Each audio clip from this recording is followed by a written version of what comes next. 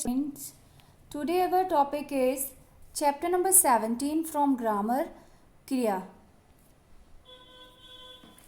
क्रिया जिन शब्दों से काम करने या होने का बोध हो उसे क्रिया कहते हैं, जैसे खाना, पीना, पढ़ना, लिखना. क्रिया के दो भेद होते हैं, प्रयोग के आधार पर और रचना के आधार पर. प्रयोग के आधार पर किसी भी क्रिया का प्रभाव या तो करने वाले के ऊपर पड़ता है अथवा कर्म पर. इन बातों के आधार को आधार मानते हुए क्रिया के निम्नलिखित भेद होते हैं.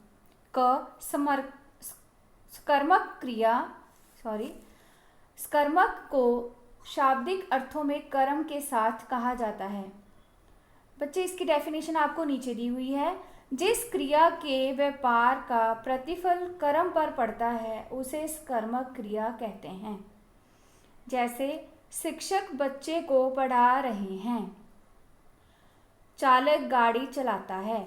आगे स्कर्मक क्रिया के दो भेद होते हैं, एक कर्मक, द्विकर्मक.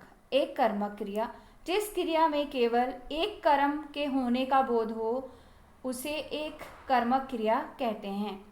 बालक गेंद खेलता है जिसमें एक ही कर्म है, गेंद.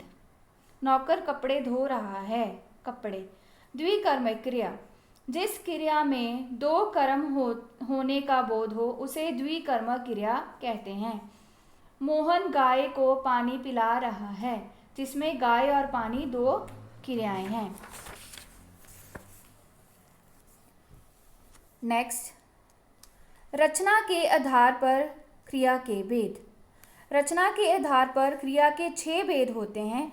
सामान्य क्रिया कुछ क्रियाएं भाषा में रूढ़ शब्द के रूप में प्रचलित होती हैं. ये मूल क्रियाएं होती हैं. ये मूल धातु में न जुड़कर बनाई जाती हैं, जिसमें उदाहरण दिया हुआ है, पढ़ना, लिखना, आना, जाना.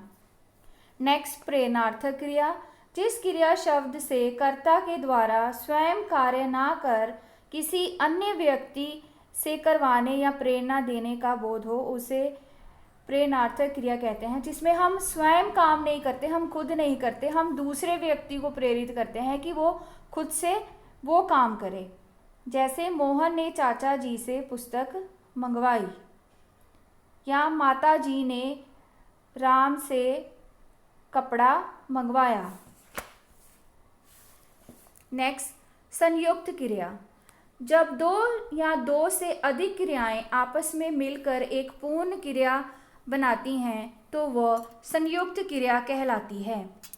एग्जाम्पल, मेहमान जा चुके हैं, मैं पत्र लिख चुका हूँ, सब चले जाएंगे. जैसे चले जाएंगे, जा चुके हैं, लिख चुका हूँ, ये हो गई संयुक्त क्रियाएं. नाम धातु संज्ञा, सर्वनाम तथा विशेषण शब्दों के अंत में जुड़ने वाला शब्द लगने से जो क्रिया बनती है उसे नाम धातु देते हैं. बच्चों, उन्होंने तीनों एग्जाम्पल्स दी हुई हैं. जैसे संज्ञा से बात बताना, कर, करा, कराना. ऐसे ही विशेषण सूखा, सुखाना, गरम, गरमाना. नेक्स्ट, पूर्वकालिक क्रिया जिस क्रिया का पूरा होना दूसरी क्रिया के पूरे होने से पहले का बोध हो उसे पूर्वकालिक क्रिया कहते हैं. एग्जाम्पल, वह खाकर सोएगा. यहाँ सोने से पहले खाने की क्रिया आती है. नेक्स्ट एग्जाम्पल, जैसे बोल प्लस कर, बोल कर. पूर्वकालिक क्रिया बनाने के लिए मूल क्रिया में कर लगाया जाता है.